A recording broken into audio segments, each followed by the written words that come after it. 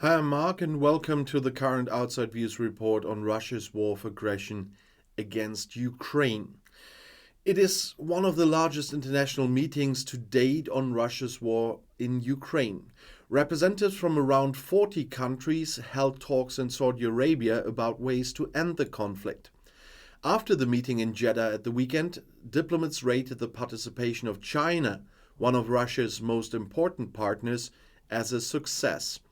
Diplomats on the fringes of the talk said there was another possible peace plan in circulation put forward by the hosts with other states.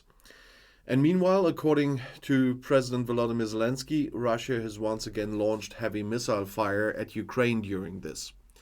But Jeddah was about solving the Ukrainian-Russian crisis, as Saudi state television reported.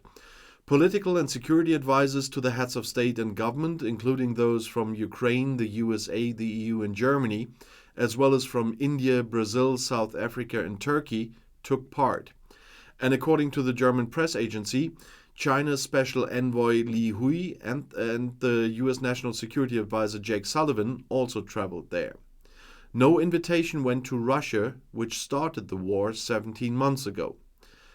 There was no final declaration, as was the case at similar meetings in Copenhagen in June. However, EU circles said there was broad support for continuing to discuss the most important points from Zelenskyy's peace formula.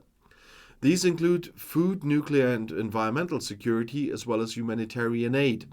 The core of Zelenskyy's formula is the demand for the withdrawal of Russian troops from the entire national territory of Ukraine.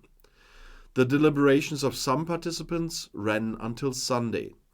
And according to diplomats, part of the peace plan presented by Saudi Arabia is the integrity of Ukraine, a ceasefire on all fronts, the start of peace talks under UN supervision, and the exchange of prisoners. In addition, Saudi Arabia informed Russia about the progress of the talks. The hope in Jeddah was also to gain even more support for Ukraine through the participation of states from the so-called Global South. Some of them have not had a clear position on the war so far. After Russia withdrew from the grain agreement to export Ukrainian grain in July, many of them felt the effects of higher grain prices particularly badly. In particular, diplomats rated the participation of China, which was not represented in Copenhagen, as a success there. China actively participated and welcomed the idea of a third meeting at this level, was said by an EU official. And as I said, China is one of Russia's most important partners. Moscow sent different signals to the talks. The Kremlin said in advance that the meeting would be monitored. And Foreign Ministry spokeswoman Maria Zakharova, on the other hand, complained that such talks without Russia's participation were absurd nonsense. Saudi Arabia maintains good contacts with both Russia and Ukraine and has offered to act as a mediator. Ukraine's position has been strengthened after the talks, said the head of the president's office in Kiev. This is Andriy Yermak. All participating countries have committed themselves to the UN Charter, to international law, respect for sovereignty, and the territorial integrity of states.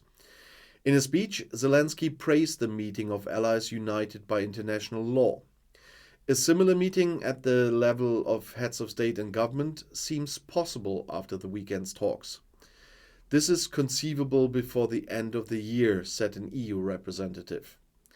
Diplomatic circles in Riyadh said Saudi Arabia was trying to find a compromise with the goal of a global peace summit later this year to end the war. Zelenskyy also has ideas for such a peace summit with the heads of state and government. And if you're interested in more developments around the war in Ukraine, the next video is right here on the end screen. I'll see you there. I'll be back.